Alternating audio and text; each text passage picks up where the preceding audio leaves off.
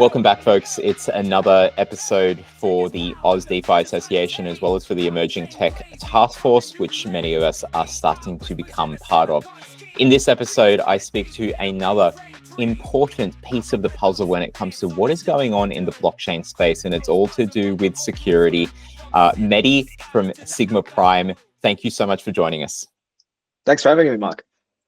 Mate, you one of the people that I use it as an example when people go, well, what's going on in Australia around like innovation in blockchain? I'm like, well, did you know that 32, whatever it is, % of Ethereum's node validators run on this software built by an Aussie company? And I point to your company, and it's so funny. People do not know, yet they need to. Tell us more about your journey, who you are, what it is that you guys do at Sigma Prime. Appreciate it. Thanks, Mark. So we are a blockchain security and research firm. We have been operating in Australia since 2016. We specialize in blockchain. We provide security assessment services to the Web3 ecosystem. Some of the most prominent and most critical pieces of infrastructure are our clients.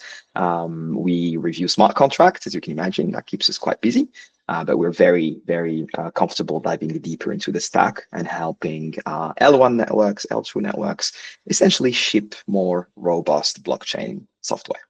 That's kind of half of what we do. The other half is research and development. Our flagship project is what you just touched on.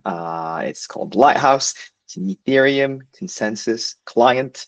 And indeed, it is responsible for a third of the blocks produced on Ethereum mainnet today. It is a little known fact, but I'm hoping to, do a better job at spreading the word.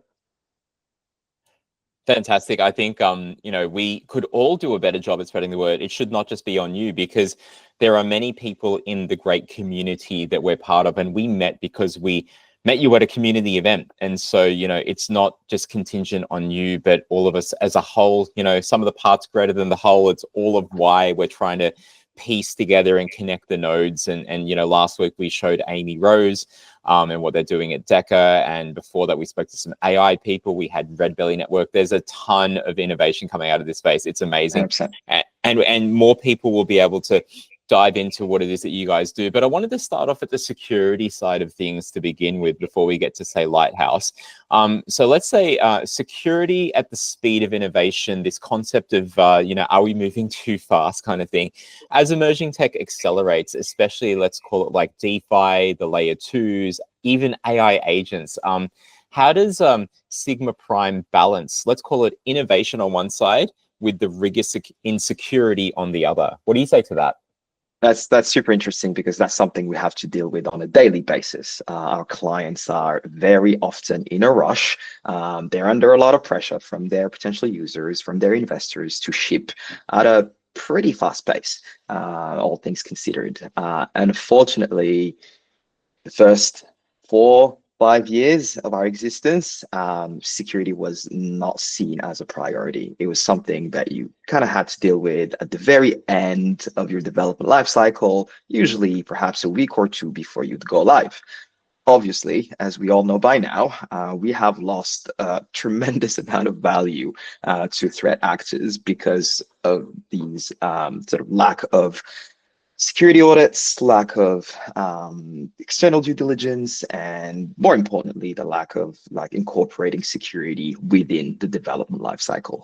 So yes, that is what you're saying resonates a lot with me. It's something that I battle every day. A lot of my time is spent educating clients and protocols alike to really get them to understand that no, it is not just a simple box that you need to check. It is really an attitude that you need to embed within your organization. It's everyone's responsibility at the end of the day, and we just need to really get people to understand that a bit better. I love that. It's not like just the box that you tick, it's an attitude. It sounds like very runway model. It's attitude, baby. Like, this is not something that I do just for fun. This is my lifestyle, right? Like Zach XBT, a very well-known kind of internet or crypto sleuth, on Twitter. Do you see the work that he's doing? Is there like some similarities, parallels, and the type of stuff you investigate? Absolutely. In fact, so he's probably one of, at least, one of the best people to track funds. So whenever, something potentially bad happens to protocols that we know, he's been instrumental in, tracking those funds, understanding who initiated the attack, who is the threat actor. Him and Tay are both incredible assets to our industry. Yeah, absolutely. And unfortunately, his skill set is often needed after hacks. So I just wish we didn't have to rely on his expertise that much. We've lost a total of $11 billion to hacks on the blockchain to date. This number obviously gets updated on a weekly basis. And it's very interesting to see the patterns that do trigger these compromises.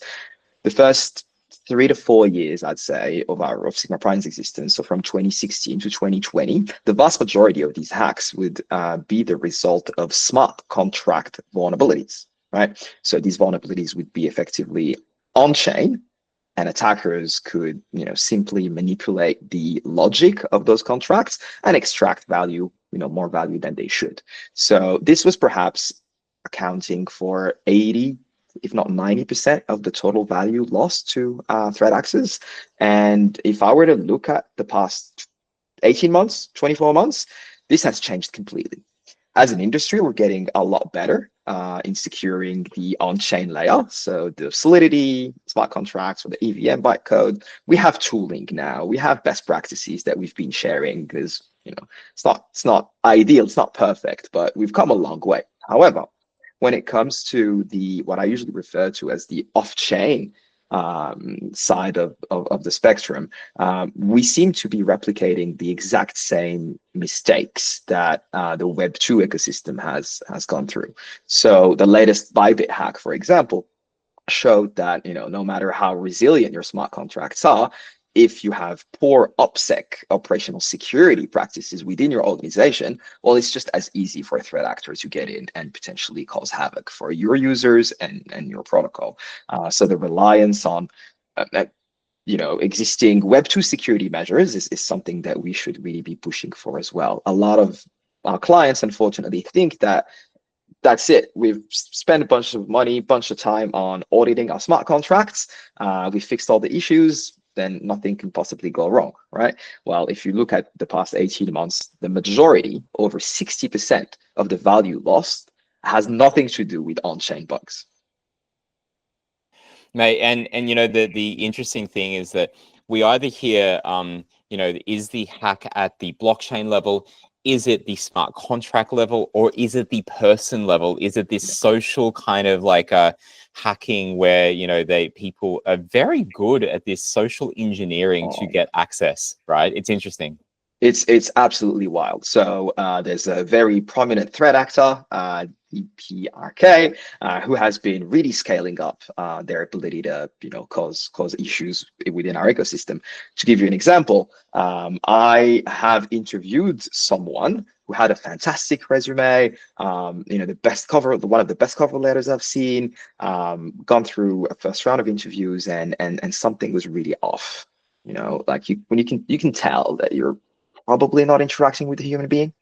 And I've done a bit of research, and actually came out a few weeks ago that this is a typical North Korea sort of playbook, and it was quite fascinating. I left the call within 20 minutes. I was with a colleague of mine as well, and we were like, this is really sus. And I know for a fact that other obviously we didn't hire that person, but other protocols did hire agents. And so that happens on a regular basis. I know protocols that unfortunately did onboard some of those folks. And I think it's all about architecturing your organization so that you are resilient to agent penetrating your organization. So it's like, you should not be affected even if you were to hire, say, 40% like of your task force being like malicious people, right? If you organize your protocol and you structure your organization accordingly, that gives you a lot of resilience against this stuff. Hopefully, obviously, you don't want to get to a stage where 40% of your task force is working for North Korea, but yeah, it's quite important to really understand and be at peace with the fact that this can happen, and in fact will probably happen to your organization at some point. Yeah, you've just got to be ready for that kind of stuff. And I've seen Exactly. something else very similar in that space, more from the AI side, where people were conducting an interview and they asked the person, because they had that suspicion, can you just put your hand in front of your face? Because they were very not wanting to, because as soon as they did, it blocks out, you know, the filter that they had on. And I think it's really interesting that you've seen that firsthand there. Now, you know, that talks about some of the gaps that we have in current layers of security, and like what companies have as standard, and there's probably like ways to improve. That's why they have services like yours. But what do you think is some of the most like worrying gaps in security thinking, and what's your take on how, let's say that we shift mindsets from we do this all the time, we move fast and break things, but how do we shift that to say build fast and safe, for example? Yeah, so it's really moving away from that security last mindset, as I was mentioning earlier. I think that that's really the cause of most of the problems that we're seeing today. Treating your off-chain infrastructure as a serious piece of your puzzle, and securing that, spending money, time, effort, securing that part of your stack the same way you're securing your smart contracts. And I think just being proactive in engaging with security partners, security researchers, the good folks in this space are incredibly busy. So understanding your roadmap, understanding when you think you'll be needing security assessment services and planning accordingly, having those conversations well in advance, selecting the right vendor for you, depending on, your tech stack, depending on your domain expertise, is really can go a long way, and just implementing redundancy. So I'd like to think of security as a layer of Swiss cheese slices, right? So you each control that you add, like each audit that you do, each bug bounty contest that you introduce, is effectively a slice of cheese. And what you're hoping for is that the holes don't align, essentially. And if you layer enough of these controls, well, statistically speaking, you have greater chances of not having an alignment of holes, right? If you only have one of those layers, well, that hole will be effectively exposing your entire infrastructure. So this is all we can hope for. All we can do is making the job of the threat actor harder and harder and harder. Because let's be real, if someone wants to compromise you, given an infinite amount of time, infinite amount of money, they'll get there. Right. So we obviously are lucky enough that we don't deal with, threat actors with infinite amount of money, infinite amount of time, even though we've seen the sophistication of North Korea lately. But yeah, it's just about making it harder and harder and harder to actually cause damage to your protocol and your users. And there's a collection of processes and activities that you should be doing, from soliciting external security assessments to running static analysis tools, hardening your CI/CD pipeline, training your staff on security awareness, conducting social engineering exercises, reviewing your cloud deployments. It is definitely not just getting your smart contract audited. Yeah, so I think we're seeing a more holistic approach nowadays, particularly within the past, I'd say, few weeks since the latest, greatest crypto exchange hack. I have a lot of CEOs of other exchanges in my mailbox asking for this sort of services. So it's good to see. I just, obviously wish we didn't have to lose $1.3 billion to North Korea for people to realize that this is important. Mate, I think there's definitely these shocks to the system, these wake-up calls. And the thing is, crypto's not alone at that, folks. Like there are these shocks that happen in the financial markets, like with the pauses in ASX and the New York Stock Exchange, etc. But let's move to another topic, because you guys do, like you said, there is the research and development side of things. And, many of us will like do R&D, but there's very few of us that can say that we are doing something that is super well used, is much needed and has been a supporter of the Ethereum network. Like if people, whether they're on the side chains or the main layer ones, like they've got you guys to thank for the resilience of this kind of stuff. So let's talk about Ethereum and beyond. What role should Australia play in, let's say, open source development? So with Lighthouse, when you know, it's a major consensus layer for Ethereum, how do you view Australia's contribution to foundational Web3 infrastructure? How do you view that, Mehdi? Look, I think we have a chance to punch above our weight. And when you start looking at the projects that are emerging from this lovely area, there's a lot of potential. Like when you compare the amount of goodness that comes out of Australia versus the number of people who live here, it's actually quite surprising. Obviously, we're very proud of being one of the core contributors to Ethereum through our work with Lighthouse, but there's plenty of other critical pieces of infrastructure that are actually being built in Australia. So there are independent researchers. We have a very, very good zero knowledge like research crew as part of the University of Sydney. CSIRO is doing tremendous work pushing the envelope when it comes to ZK, zero knowledge technology, and privacy focused solutions. Obviously, when you start looking at the application layer, we've had great successes like Synthetics, Rocket Pool. On the gaming infrastructure, we have Immutable, who's doing a tremendous job in hopefully revolutionizing the way people interact in games and the value that gets generated in those games. So I think we're definitely punching above our weight in certain areas, but I think we can do a lot more. And I think this ties with what we were saying earlier in our lack of recognition, I'd say, perhaps, or the fact that we're not necessarily very good at promoting the work that comes out of Australia. And I think collectively, that's something that we all agree to work on in the coming weeks, months. So that's quite a positive sign, I'd say. But you're right. Like every time I meet people at conferences, and I'm like, oh yeah, we're in Australia. So the people who know Sigma Prime don't know we're in Australia, and the people who are in Australia don't know of Sigma Prime. So it's a bit challenging. But this one's primarily on us in the sense that we're terrible at marketing. It's not something that we like actively pursue. We're very happy with the team size, with our book of business. We're not actually actively trying to get more clients. So naturally, we're not as vocal on socials, and we don't necessarily shed the light on the good stuff that my team is doing on a daily basis.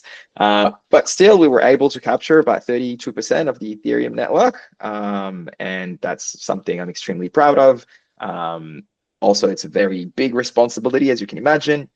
So we are working extremely hard to ship Pectra. So Pectra is the upcoming Ethereum upgrade. It will be a fork of the execution layer and the consensus layer. And this is, if I recall correctly, the upgrade that introduces the largest number of EIPs, Ethereum Improvement Proposals. So it is a highly anticipated upgrade, which should, help scale the network, but also introduce some really, really interesting features for end users. So yeah, I'd say that we're doing well. There's a lot of good projects. I think what I've seen from research labs at universities is quite evolved compared to their European counterparts, for example, that are definitely lagging behind when it comes to embedding these topics in their courses and degrees. But I think we can do more. I think we can certainly do more. And perhaps if we were to get some support from either large institutions or like government actors, that could come a long way. Because as you were alluding to, this like core blockchain infrastructure must be by definition a public good, right? If it's not, then you get into all sorts of different issues, transparency, accountability. It's hard to think of a settlement layer that's not open source, that's not a public good, right? So this means that we can't monetize Lighthouse. We can't monetize Lighthouse directly. We've promised the community that we'll never monetize Lighthouse directly, and Lighthouse will always remain free and open source. So this means that we are heavily relying on donations. The Ethereum Foundation is our primary donor, and they've been supporting us from day one. But there's a bunch of other institutions and individuals actually as well who have chipped in, and this goes a long way and allows us to, scale the team, and pay them competitive market salaries. So those donations, unfortunately, none of them really came from Australia. So it just shows that, it's perhaps something that we could be doing a bit more of. You know what? We need this kind of like, if I think of great advertising, great groundswell kind of movements. I mean, the lamb, for Australians to eat more lamb and stuff, that Yes. was a great homegrown one. And as Yes. much as some people may hate it, it's a very polarizing thing, but you can't deny that the whole kind of like MAGA, make America great again kind of movement really, brought up, again, folks, don't hate me, but despite what you may or may not agree with, and even Democrats on the other side are speaking about this, that they missed out on this and they need to have this kind of movement. There's been talks about calling it the 99% or calling it, something else, everyone's a king, or something else like that that really picks up the groundswell. And we need that because I am certain that there are politicians that speak about, Australia innovation in Parliament that may not know that we've got one of the most important factors relating to Ethereum. That anyway, we can dive down into that a little bit more. But you mentioned a very important topic there, and I think it leads into this next part about support that I'd like to ask you about is, do you think that we risk falling behind without that stronger local support, whether it's government or institutional, for public goods, protocol level R&D, etc.? I think there is unfortunately a risk, yes. So one of the risks that I do foresee and has actually started playing out is brain drain, right? So people who are keen to build these core infrastructure pieces, they can knock on the door of governments like Switzerland. Some APAC regions have now started funding public goods for Web3. So naturally, unless we correct course, we will see people interested in contributing to these public goods, unfortunately, relocate or set up shop elsewhere. So that's, to me, a bit of a concern, and one that I would like to see tackled, because from my conversations, this happens too often, where people are relocating to Hong Kong, Singapore, the Caymans, for perhaps different reasons. But at the end of the day, what we're losing out on is a potentially very competitive Australian business, an impactful Australian business in the Web3 space. So that would be really the first risk that I would foresee, is the brain drain kind of like continuing. Let's see. I think. Okay, so I'm a strong believer of blockchain technology. I do think that it's gonna like revamp and change completely the way we interact as a society, and like the whole financial utility of it. It's very, very interesting when traditional financial institutions move to these new systems.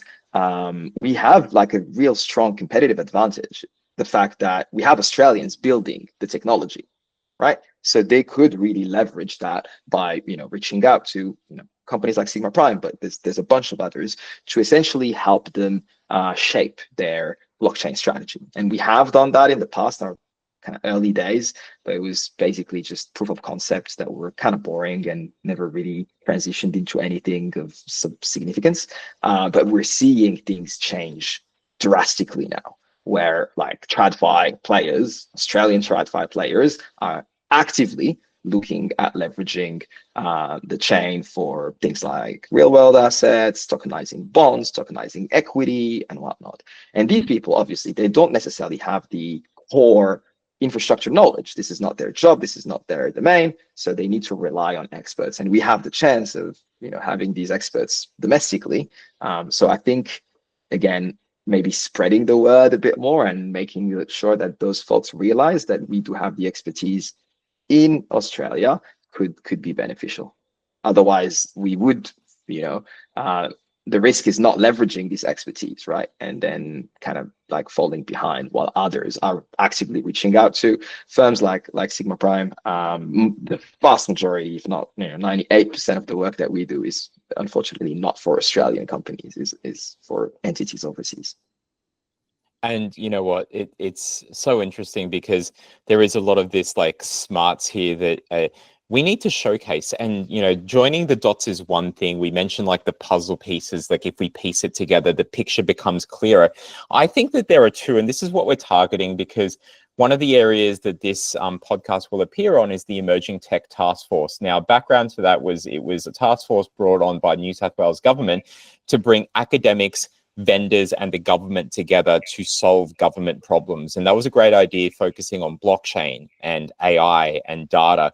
The problem was it was closed room. It wasn't recorded. We were one of the only ones to get a recording out of it, and we shared that. But the other part was that you know, there was supposed to be actions that were taken. So our goal for this task force speaks very much to this kind of stuff that you're talking about, where, you know, first of all, we need to know who and what is like happening in the room. And so one of the concepts is that we have these conversations. Another concept is that we have to get together. And when we get together, we are going to make these conversations available to two groups of people that I think are the ones that are most missing out in the space. They start with P, the public and policymakers. Without having the public and the policymakers aware of all the things that are kind of happening, it is harder for them to vote for the people that are doing policy, and it's harder for the policymakers to put that as a mandate for them. So we have to showcase innovation. I think we can. And the third part is this hackathon activation sandbox type of thing that we are trying to piece together and get, you know, support from different governments. The government, and from different interested parties and organizations and foundations to basically and have you guys as part of it. You know, this whole concept of, guess what, folks, it doesn't have to be a hackathon where, you know, you have people come in on a Friday and then they come out on a Saturday or Sunday and then they built something in this closed box. No, you get to participate because your ideas, you can have them voted on. You can win by being part of the process, even though you would never have participated in a blockchain or AI hackathon before. So there's that. And then we're going to push for usage. So the usage side, getting rewarded for being able to actually see your thing used, whether it is a security thing that people are doing or it's some blockchain innovation and they might be using Lighthouse to help develop, whatever it is, we want to see and reward where people are actually pushing for usage. So there is these smarts that we learn and incentive structures we learn from blockchain that could be very useful for an emerging tech ecosystem. So I'm sure we'll talk more about that. But one of the very interesting things that I learned about what you guys are helping to support, and it was only an announcement, not that it feels like yesterday when this came out, but it's on Seal. So let's talk more about that. But building the safety net, how do we coordinate on Web3 security globally is this topic. So you've helped launch Seal, Security Alliance, and efforts like the Seal 911. How do you see the role of collectives like these evolving? And tell us more about Seal as well. Mate, it's critical. Let me just start by saying this is so important. And the reason why it is important is because I've spent a lot of time talking to policymakers, regulators across different jurisdictions, Australia, Europe, America. And there's one thing that they all agree on is the need for a cross-industry authoritative body, authoritative voice to represent the Web3 security or represent Web3 on the security topic. So it became really clear that this was a very important need that we needed to address. Now, SEAL, which stands for Security Alliance, is exactly that, is this cross-industry consortium that includes the largest, biggest Web3 security firms, head of security of the major, most interesting protocols in Web3. And we all get together. It was like maybe 30, 40 of us at the start a couple of years ago. And this has now grown into a solid couple of hundred people, contributors. And there's a whole bunch of things that we do. And the perhaps one of the most impactful one is what you mentioned, Seal 911. So Seal 911 is a Telegram bot that you can interact with when you get hacked. So it is quite lonely out there when you get hacked, particularly in the Web3 space. Like if you lose, I don't know, if you lose money to Web2 scams, you may be able to, call up your bank and block the transaction or get a refund, get the bank to kick off an internal investigation, and maybe you'll get a partial refund, or maybe like insurance can kick in. None of that really applies to our crazy space, right? Like when you lose your funds, you lose your funds, and it's quite a lonely time. So we have spun up this initiative called Seal 911, where people can literally just message like, this is what happened. I fell victim to this spear phishing attack, or my funds are stuck here. Can you please look into it? And in the back end of that, there's actual white hat security researchers, white hat hackers who are there to help. And these folks are doing a tremendous job. There's tickets flying in left, right, and center every day, and they have been responsible for saving up to $60 million. This is all volunteer work, folks. Like these people have very, great jobs in the Web3 security industry, and they take from their own time to try to give back and help protect users as much as possible. So that's one of the most user-facing initiative, I'd say, but there's a whole bunch out there as well. We have been pushing for an information sharing and analysis center. It's called an ISAC for people who are familiar with the financial world. This is very common. This is basically somewhat of a platform that financial institutions can use for threat intelligence, to share things around threat actors, look at this IP address. Like we know that this is a malicious actor. Perhaps you can block this IP address across your entire network and things like that. So sharing intelligence information that is actually valuable to slow down these threat actors. So that's I think a very important part of the puzzle. Another initiative that isn't live yet is something that's really, really close to my heart. It's called the Frameworks Initiative. When it comes to securing your Web3 company or your Web3 protocol, there's a lot of advice out there, right? Like we went from there's barely anything to use to, oh my God, there's like 20 guides on how to secure my Solidity smart contracts. So what do you trust? How do you navigate this flow of information is the question that we were trying to solve. And we came up with this initiative called Frameworks, which is exactly that. It consolidates and distills all the best information out there into actionable best practices in the form of a checklist. And it covers not only just the on-chain layer, the smart contracts, but literally every single part of your organization, from how to secure your X account, how to secure your Google organization, your Discord server, your web application, your mobile application, how to conduct security awareness training, how to conduct spear phishing assessments and things like that. So it's really meant to be holistic. And as a user, you can filter by your role. Say, I'm a community manager, right? And you just filter all the checklists that are applicable to your role.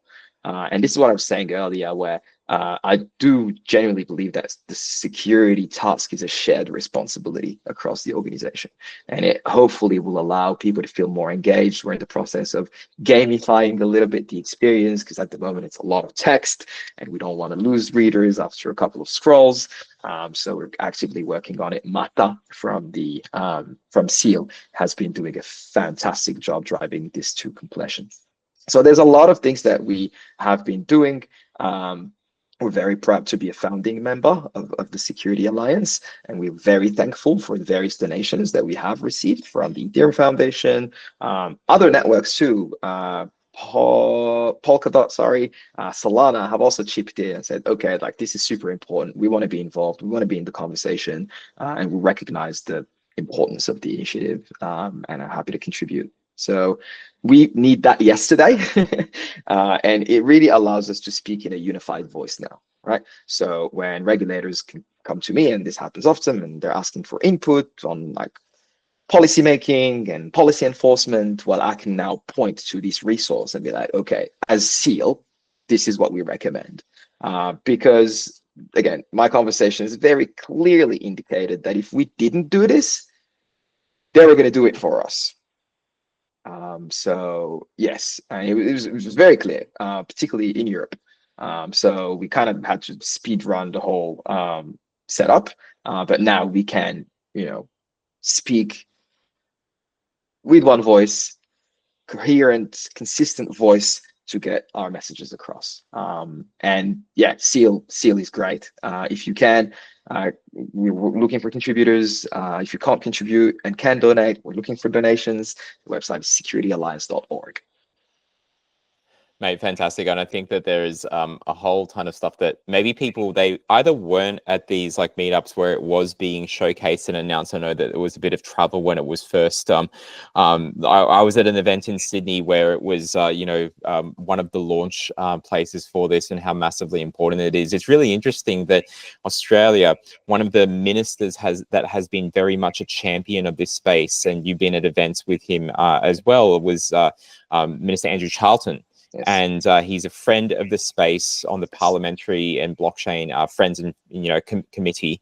And not only that, but he is also, speaking of security, the cybersecurity envoy for Australia. So the guy that's a cybersecurity envoy, and people go, oh, blockchain scams and hacks and all that, is a friend of the blockchain space. So I think there's a messaging there that people need to be aware of. But also, like, it's great that we have this sort of like look at the industry. It's not just for the innovation, it is for the security, because otherwise it will just go wild, as you mentioned. So fantastic stuff. And we'll put the link in the show notes and stuff there. Nice. There's a final question, Mehdi. Yep. Just around this whole kind of concept of the coordinating, Web3 security globally and just the innovation going on here. But it's around this is there a concept, or do you think there's a need for more structured response mechanisms, especially as we see blockchain technology and AI converge when it comes to things like AI agent-driven apps, and Yes. they're fast growing? What do you think about that kind of stuff? Yeah, that's very interesting. I do think convergence is somewhat needed. Again, talking about best practices, we've been in war rooms. Unfortunately, protocols get hacked and they panic and they need security advice. So we hop on war rooms with them and get to see the level of or lack thereof of preparedness. It's like, okay, we're getting popped. Users are losing their money. What do we do now? And then there's sometimes the whole hour, couple of hours to like actually figure out the playbook. So we can't have that. You need to be prepared, because chances are it'll happen to you, whether you like it or not. In the short, medium, long term, you might be the victim of a cybersecurity attack on chain. So again, Seal has been really instrumental in trying to push those best practices across to the protocols that really care. And we do these war games, which are fantastically run by Isaac from Shield 3. And they're basically exercises that protocols can put their hand up and sign up for.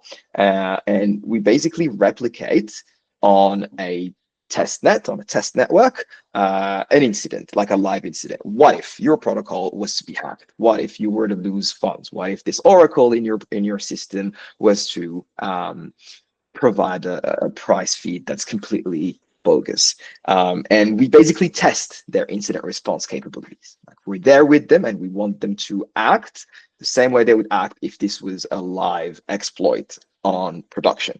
And amazing learnings for everyone involved. So we have been tweaking as well our advice and best practices on how to respond to incidents based on these real life scenarios. So we've done this for Lido, Aave, Coinbase, Optimism, a bunch of players who, again, are very serious about their security posture. They've done like everything you expect them to do, bug bounties, audits, and so on. And they're like, okay, where can I get better? And what we felt was somewhat underestimated was the complexity of coming up with sensible incident response processes.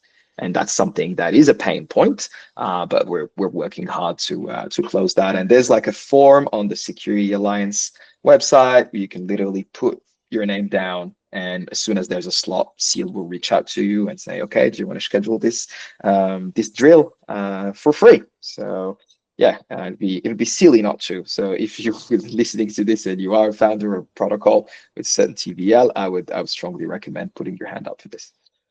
You said it would be silly not to. Yes, exactly. Sounds like it was on purpose to me, folks, and we'll do that as a quote. It's super interesting, that kind of stuff, because, you know, War Games is a great movie, which I cannot believe like 50 years ago that this movie came out. It's such a great movie. 50 years. Oh wow. Yeah, Matthew Broderick, folks, you know, he wasn't always a middle-aged man. He was a kid once, and a really great movie. You know, NORAD is in there. It's very American, very, you know, cybersecurity type stuff, early forms of hacking. But in any case, look, there's a ton of stuff that will come out of this. There is a massive need to showcase this united front in not just the play in cybersecurity, so it's only cybersecurity folk that do it. It's not just an emerging tech task force and what we're doing, or even just the Oz DeFi people. This needs to be seen in multiple areas. The voice, it's like that, you know, you have to repeat something 7 times before something sticks with people. Unfortunately, I think our industries of emerging tech and AI, even if they are able to get to that person in the public or the policymakers side of things once, they never really see it again. And this is why we're trying to use our capabilities in tech to provide that multi-voices thing, our capabilities in building community.